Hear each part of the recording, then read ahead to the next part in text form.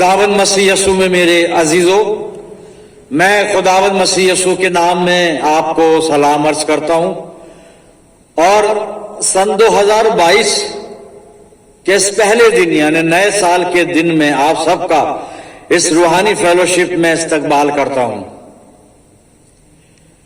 खुदावंद मसीह यसू के जिंदा और मुबारक नाम में आप सबको सलाम अर्ज करता हूं। अजीजों, कल जनवरी का पहला इतवार है, लेकिन कल YouTube पे मेरा कोई सरमन नहीं आएगा, पर उसके बाद के जो इतवार होंगे उन पर फिर मुतवातिर सरमन आया करेगा। आज नए साल की इबादत में खुदा हमें लेकर आया, परमेश्वर का धन्यवाद करते हैं। मैं हमेशा आपके लिए दुआ करता हूं, खुदावंद की रहमत आपको हमेशा महफूज रखे। आज जो कलाम का हिस्सा परमेश्वर ने मुझे दिया है पुराने अहदनामे में, यहोशू की पुस्तक पहला अध्याय 1 से 5 पद। यहोशू की पुस्तक पहला अध्याय 1 से 5 पद मैं अपनी बाइबल में से पढ़ रहा हूं, आप अपनी बाइबल में इसको देखिए। और खुदावंद के बंदे मूसा की वफात के बाद ऐसा हुआ कि खुदावंद ने उसके खादिम नून के बेटे यशू से कहा। यशू उर्दू में है, हिंदी में इसको यहोशू कहा गया है। यशू से कहा, क्या कहा? दूसरा पद, मेरा बंदा मूसा मर गया है, सो अब तू उठ और इन सब लोगों को साथ लेकर इस यर्दन के पार उस मुल्क में जा जिसे मैं उनको यानी बनी इस्राएल को देता हूं। जिस जिस जगह तुम्हारे पांव का तलवा टिके उसको, जैसा मैंने मूसा से कहा, मैंने तुमको दिया है। बेयाबान और उस लुबनान से लेकर बड़े दरिया यानी दरियाए फरात तक, हित्तियों का सारा मुल्क और मगरिब की तरफ बड़े समुद्र तक तुम्हारी हद होगी। तेरी जिंदगी भर कोई शख्स तेरे सामने खड़ा ना रह सकेगा। जैसे मैं मूसा के साथ था वैसे ही तेरे साथ रहूंगा। मैं ना तुझसे दस्तबरदार होऊंगा और ना तुझे छोड़ूंगा। खुदावंद की बरकत उसके पाक कलाम के पढ़े जाने और सुने जाने पर हो, आमीन। आइए दुआ करें।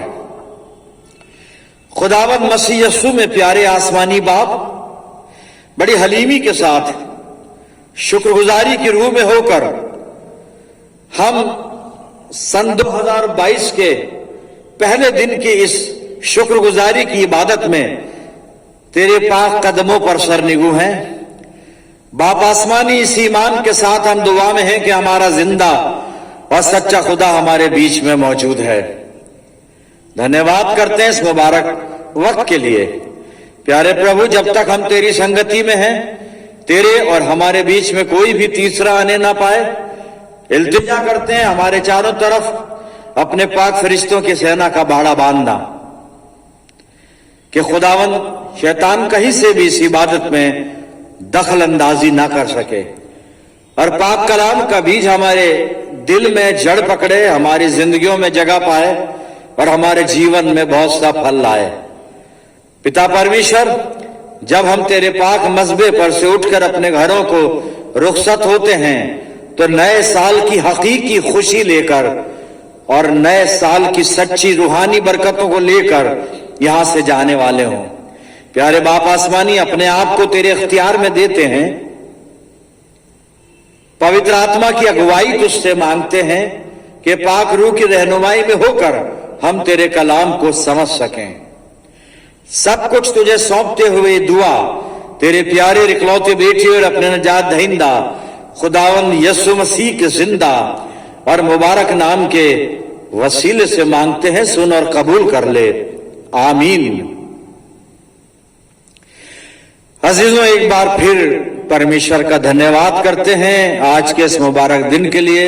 नए साल की इस इबादत में हम शिरकत कर रहे हैं और मैं अपनी तरफ से, मेरे दोनों सहयोगी पासबानों की तरफ से और हमारे परिवारों की तरफ से आप सबको नया साल बहुत बहुत मुबारक कहता हूं। खुदा की शफकत, रहमत और बरकत इस नए साल में हमेशा हमेशा आपके साथ रहे। मैंने आपके सामने बाइबल में से जो कलाम का हिस्सा पढ़ा था, यहोशू की किताब, यहोशू की पुस्तक, पहला अध्याय और 1 से 5 पद। The book of Joshua chapter 1 and versus 1 to 5। 5वीं आयत को मैं रिपीट कर रहा हूं। यहोशू पहला अध्याय 5 पद को रिपीट कर रहा हूं। खुदा का एक वायदा है यहां पर, आप अपनी बाइबल में देखिए, मैं उर्दू की बाइबल में पढ़ूंगा। यहां पे लिखा है, तेरी जिंदगी भर कोई शख्स, खुदा यहोशू से, उर्दू में यशु है तो जो भी मैं बोलूं आप समझ जाइएगा, यहोशू से बात कर रहा है कि तेरी जिंदगी भर कोई शख्स तेरे सामने खड़ा ना रह सकेगा, खड़ा न रह सकेगा। जैसे मैं मूसा के साथ था वैसे ही तेरे साथ रहूंगा। मैं ना तुझसे दस्तबरदार होऊंगा, हिंदी में है, ना मैं तुझे धोखा दूंगा और ना तुझे छोड़ूंगा। मेरे अजीजों, इस वायदे को हम जहन में रखते हुए आगे चलते हैं, कलाम पर मनन करते हैं। बड़े मुख्तसर तौर पे आपको मैं पसे मंजर बताना चाहता हूं कि जो इस्राएली लोग हैं ये तकरीबन 430 साल मिस्र में रहकर और अब वहां की गुलामी की जिंदगी से आजाद होकर खुदा की कुव्वत के द्वारा मूसा की रहनुमाई में बयाबान में निकले हैं। 40 साल का सफर इन्होंने पूरा कर लिया और 40 साल का सफर पूरा करने के बाद ये मुल्क कनान, जो प्रतिज्ञात्मक देश है जहां पे खुदा इनको ले जाकर बसाना चाहता है, उस देश के बॉर्डर पर ये पहुंचे हैं। मुल्क सामने है और यरदन नदी बीच में है और ये तैयार है उस मुल्क में जाने के लिए। और तब यहोशू को खुदा ने इनकी लीडरशिप सौंपी है और खुदा वहां कहता है यहोशू को बुलाकर, मेरा दास, मेरा खादिम मूसा वो रहलत कर गया, वो मर गया है और अब तू इस्राएलियों की अगुवाई करेगा और इन्हें कनान में लेकर जाएगा। और शायद यहोशू उस जिम्मेदारी को लेना नहीं चाहता, उन लोगों की वजह से थोड़ा डर रहा है या डिस्करेज हो रहा है। बहुत सारी बातें वहां लिखी हुई हैं, मैं उन सबको नहीं बताना चाहता यहां पर। लेकिन खुदा ने फिर उसको वादा किया कि तू मत डर, मैं तेरे साथ हूं। और फिर 5वीं आयत जो मैंने रिपीट की थी, जहां पे खुदा कहता है 5वें पद में कि तेरी जिंदगी भर कोई शख्स तेरे सामने खड़ा ना रह सकेगा। जैसे मैं मूसा के साथ था वैसे ही तेरे साथ रहूंगा और मैं ना तो कभी तुझसे दस्तबरदार होऊंगा और ना तुझे छोड़ूंगा, यानी ना तुझे कभी धोखा दूंगा और ना तुझे छोड़ूंगा। अजीजों, इस्राएलियों की हालत क्या थी और अब भी कैसी है?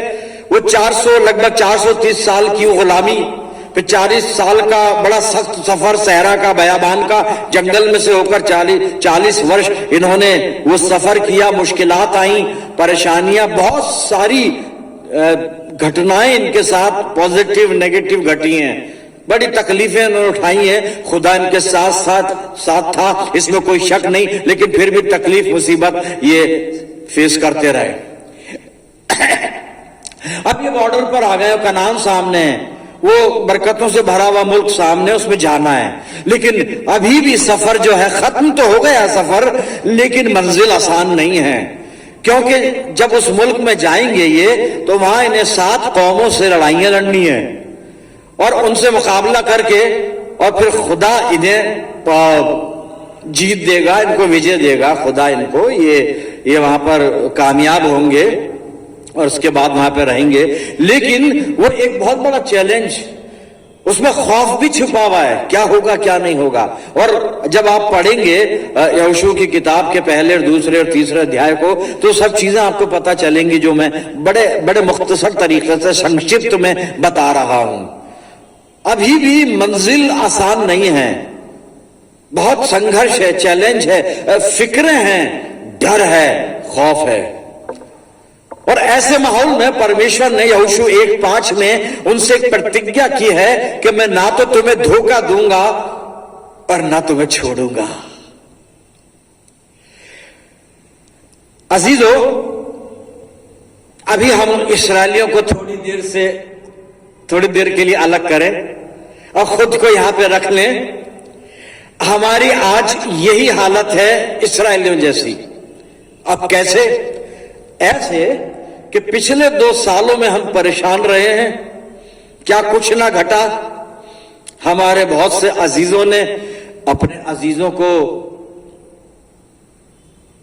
उनसे जुदा हो गए। मैं ये नहीं कहूंगा खो दिया, हम खोते नहीं है। खुदावंद मसीह यीशु कहता है मेरी भेड़ को कोई मुझसे छीन नहीं सकता, यूहन्ना 10 में कहता है, और ना मेरी भेड़ कभी नाश होगी।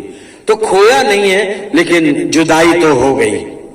ये जुदाई थोड़ी देर के लिए है। हम फिर मिलेंगे खुदावंद मसीह यीशु के दूसरे आगमन के समय, अपने अजीजों से मिलेंगे, लेकिन अभी हम जुदाई में हैं।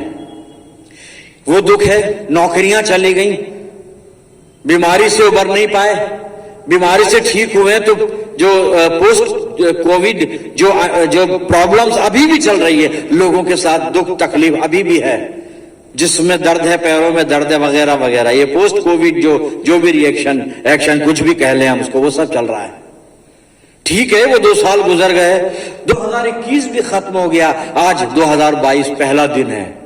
पर वो मुश्किलात, वो दुख, वो तकलीफ, परेशानियां कम हो सकती हैं, लेकिन अभी भी चैलेंज हमारे सामने है, क्योंकि 3rd लहर जो है, वेव, ओमिक्रॉन जिसको कहा जा रहा है, डेल्टा भी कहा जा रहा है, सामने है। केस बढ़ रहे हैं दिन ब दिन। नया साल तो आ गया और वो जो खतरे थे जो 2 सालों के पिछले, कम हो गए, मृत्यु दर भी कम हो गई, लेकिन बीमारी का वजूद अभी भी है। वो चैलेंज, वो संघर्ष, वो दुख, वो फिक्र अभी भी सामने। हमारी हालत भी वही है। हम नए साल की शुरुआत और किस एहसास के साथ शुरू कर रहे हैं मेरे अजीजों, किस ईमान के साथ आज हम नए साल के पहले दिन में यहां इबादत में बैठे हुए हैं। हमारे दिल की कैफियत क्या है? क्या सचमुच में हमारे दिल शुक्रगुजारी से लबरेज हैं? क्या सचमुच में हम खुदा के उस वादे पे तवक्कुल कर सकते हैं जो उसने यहोशू से किया कि मैं ना तो तुझे धोखा दूंगा और ना तुझे छोड़ूंगा। मेरे अजीजों, इससे पहले कि मैं उस वायदे को और आगे बढ़ाऊं, खुदा ने जो किया है, खुदावंद मसीह यीशु की पैदाइश को हमने ऑब्जर्व किया। पिछले 8 दिनों से हम यही कर रहे थे, 7, 8, 9 दिनों से। और क्रिसमस तकरीबन अब हम कह सकते हैं ओवर हो गया, वो हो गया। वो क्रिसमस वीक अब नहीं है,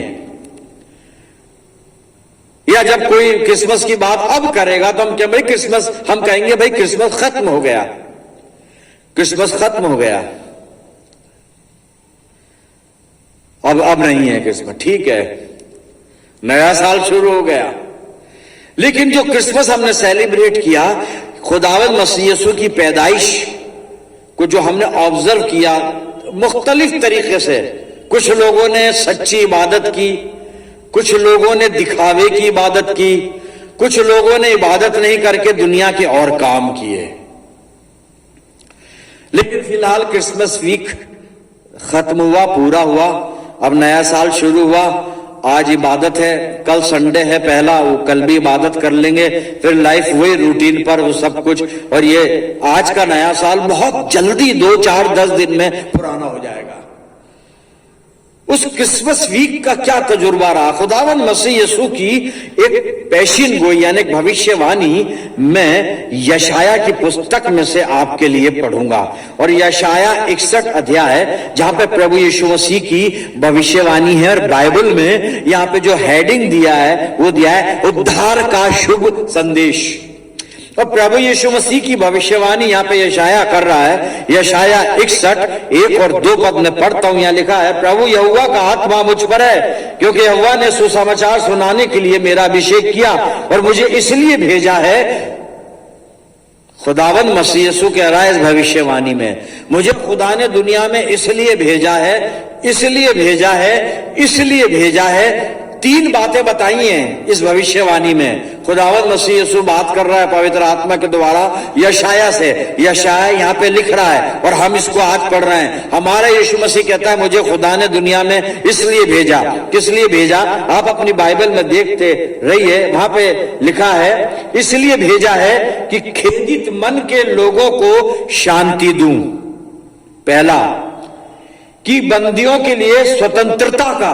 दूसरा, और कैदियों के लिए छुटकारे का प्रचार करूं। और दूसरे पद में लिखा है कि यहोवा के प्रसन्न रहने के वर्ष का, प्रसन्न रहने के वर्ष का और हमारे परमेश्वर के पलटा लेने के दिन का प्रचार करूं, ताकि सब विलाप करने वालों को शांति दूं।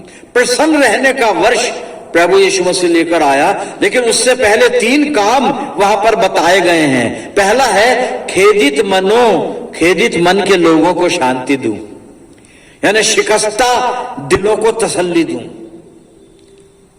शिकस्ता दिल, गमगीन दिल जो है, रंज में, दुख में है, तरह तरह के। फिर दूसरा, बंदियों के लिए स्वतंत्रता, कैदियों के लिए रिहाई, जो बंदी हैं उनके लिए स्वतंत्रता। फिर कैदियों के लिए छुटकारा, हिंदी में तीसरा है कैदियों के लिए छुटकारा, और उर्दू में है असीरों के लिए आजादी।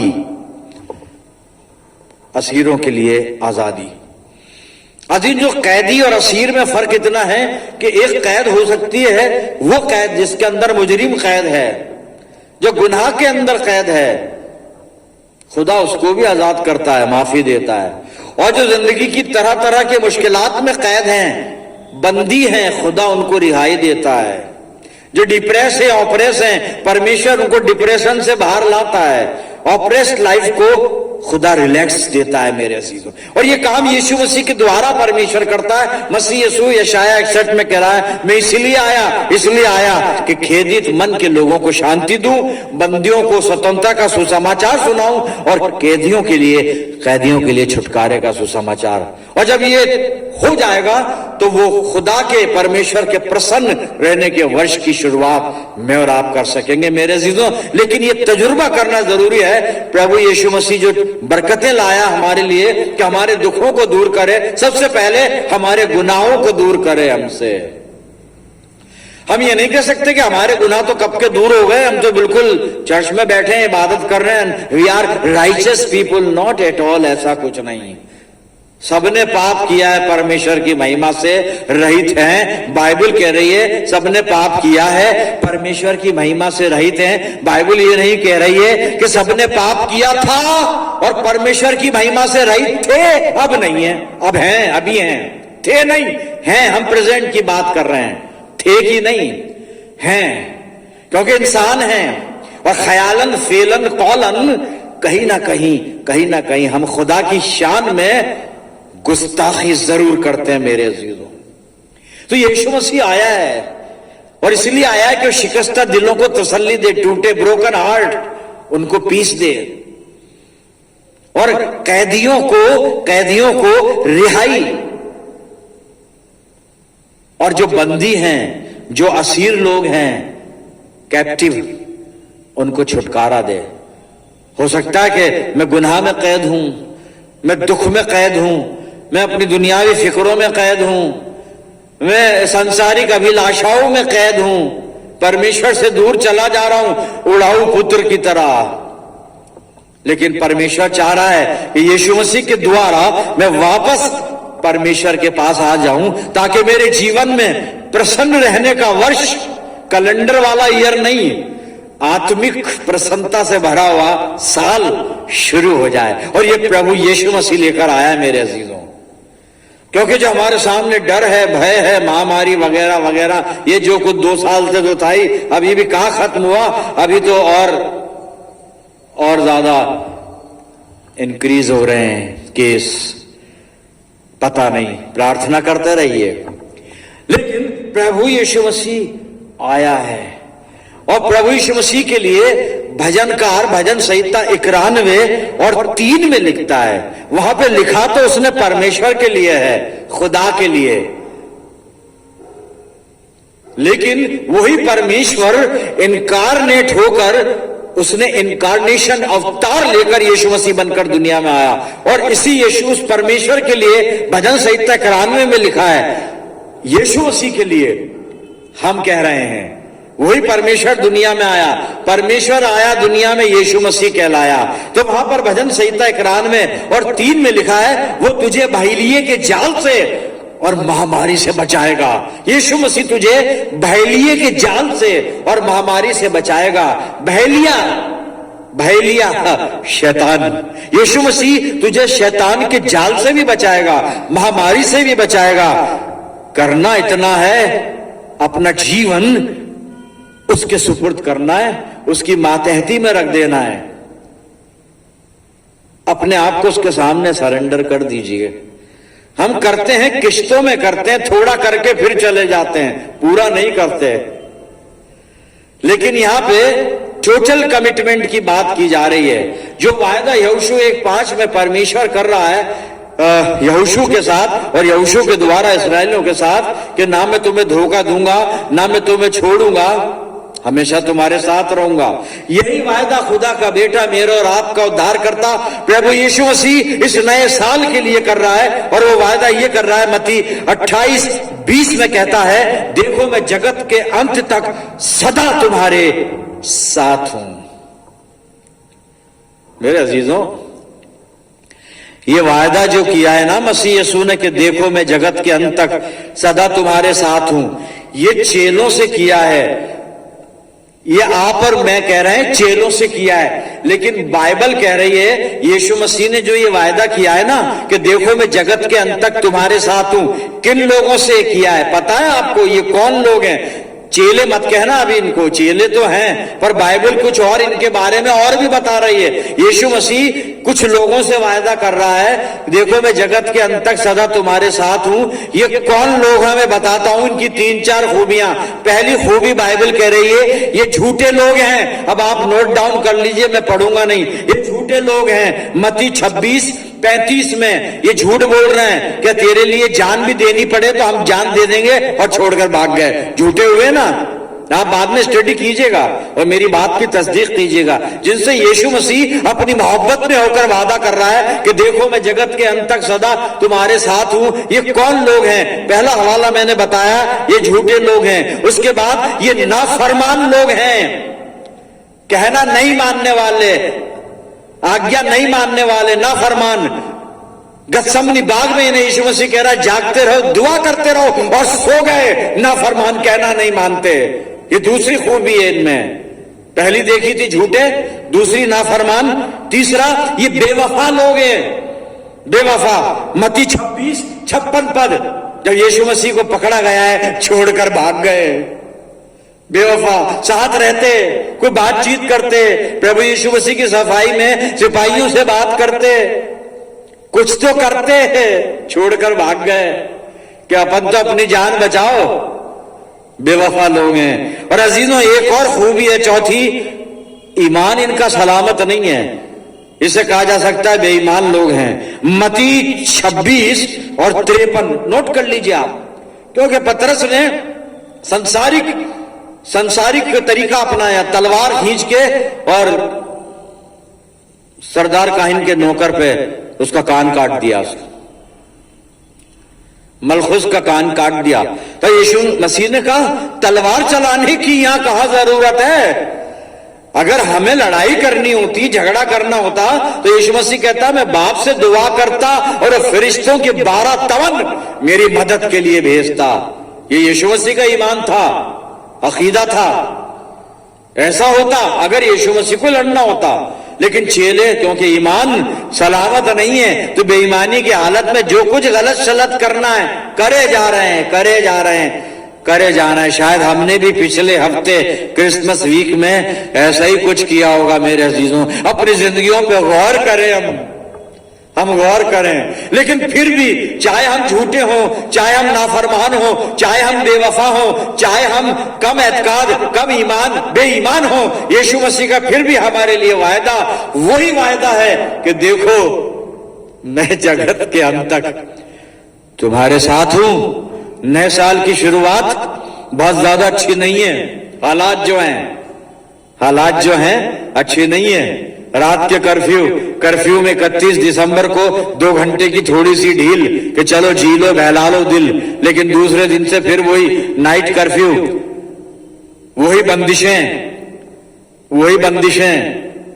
बड़े बड़े शहरों में ज्यादा बंदिशें, हमारी यहां कम है, लेकिन वही चीज। लेकिन फिर भी मसीह यस्सु का वायदा अपनी जगह अटल है मेरे अजीजों। आप नए साल की शुरुआत किस तवक्कुल के साथ, किस भरोसे के साथ, किस ईमान के साथ कर रहे हैं? उन इस्राएलियों से परमेश्वर ने एक और वादा किया था, मैं पढ़ देता हूं, यहोशू 1:9 पद सुनिएगा। वहां पे खुदा उनसे कहता है, क्या मैंने तुझे आज्ञा नहीं दी, हियाव बांध कर दृढ़ हो जा, भय ना खा और तेरा मन कच्चा ना हो, क्योंकि जहां जहां तू जाएगा वहां वहां तेरा परमेश्वर यहोवा तेरे संग रहेगा। वही यहोवा आपका है, वही परमेश्वर आपका है, वही परमेश्वर यहोवा मेरा और आपका है मेरे अजीजों। जहां जहां हम जाएंगे 2022 में खुदा हमारे साथ है। जहां जहां हम रहेंगे 2022 में खुदा हमारे साथ है मेरे अजीजों। यीशु मसीह का वादा, जो बाप ने वादा किया वही बेटा करता है। देखो मैं जगत के अंत तक सदा तुम्हारे साथ हूं। पौलुस रोमियो को खत लिख रहा है, और क्या लिख रहा है वहां पर, मैं आपके सामने रोमियो 8 निकाल कर और 31 और 32 पद पढ़ रहा हूं। आप अपनी बाइबल में देखिए। अतः हम इन बातों के विषय में क्या कहें? यदि परमेश्वर हमारी ओर है तो हमारा विरोधी कौन हो सकता है? वो तुझे बहेलिये के जाल से और महामारी से बचाएगा। 32 पद, जिसने अपने निज पुत्र को भी न रख छोड़ा परंतु उसे हम सब के लिए दे दिया, वो उसके साथ हमें और सब कुछ क्यों ना देगा? यीशु मसीह के साथ और सब कुछ, वो हमें बरकतें देगा, शांति देगा, शिफा देगा,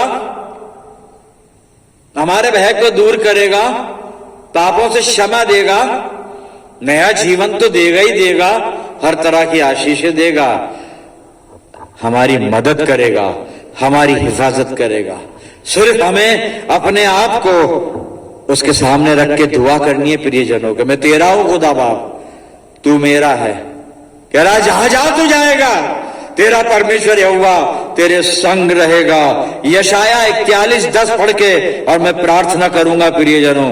यशाया 41:10 आए सुन लीजिए। खुदा बाप का वायदा, ये आपका बाप है, ये मेरा बाप है, और आपका और मेरा बाप इसलिए क्योंकि ये हमारे उद्धारकर्ता यीशु मसीह का बाप है। और यीशु मसीह के द्वारा जितनों ने यीशु मसीह को कबूल किया उन सबको यीशु मसीह ने परमेश्वर की संतान होने का अधिकार दिया। और इसी अधिकार से मैं कह रहा हूं, आपका पिता मेरा पिता हमसे वायदा करता है। यशाया 41:10 पद, मत डर क्योंकि मैं तेरे संग हूं। नए साल में मत डर, मैं तेरे संग हूं। इधर उधर मत ताक क्योंकि मैं तेरा परमेश्वर हूं। मैं तुझे दृढ़ करूंगा और तेरी सहायता करूंगा। अपने धर्म में दाहिने हाथ से मैं तुझे संभाले रहूंगा। खुदा के इस वायदे पर ईमान लाकर अपने ईमान को जिंदा और मजबूत कर और इसी ईमान में होकर 2022 की शुरुआत कीजिए। खुदा हमारे साथ है।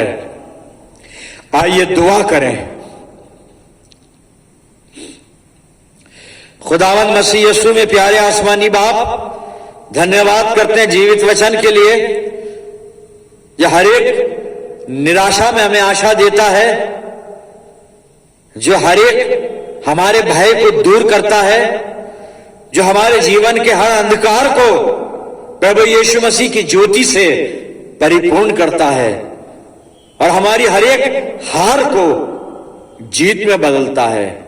पिता परमेश्वर तेरा धन्यवाद करते, दुआ करते होने देना ये वचन रूपी बीज हमारे दिल की जमीन में जड़ पकड़े और हमारे जीवन में बहुत सा फल लाए। प्यारे आसमानी बाप, जितने लोग इस प्रार्थना में मेरे साथ हैं, मैं इन सब अजीजों के लिए प्रार्थना करता हूं कि तेरी शफकत, रहमत और बरकत का साया इन अजीजों के लिए हमेशा हमेशा उपलब्ध रहे और इनके ऊपर बरकरार रहे और ये नया साल इन सब अजीजों के लिए आशीष का कारण बने। इन अजीजों को बहुत सी आत्मिक आशीषों से तृप्त करना पिता परमेश्वर। हम सब मिलकर पूरे आलम के लिए दुआएं खैर करते हैं। परमपिता परमेश्वर, अपनी जिंदगियों को तेरे चरणों पे रख देते हैं और ये प्रार्थना तेरे प्यारे पुत्र, अपने उद्धारकर्ता और जीवन देने वाले प्रभु यीशु मसीह के जिंदा और मुबारक नाम के वसीले से मांगते हैं। सुन और कबूल कर ले, आमीन।